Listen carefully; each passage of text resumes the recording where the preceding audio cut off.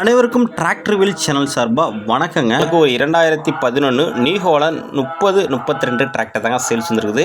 2011 மாடலுங்க, செகண்ட் ஓனருங்க. வண்டியோட ஹெச்பி நமக்கு 37 ஹெச்பி கேட்டகரிங்க.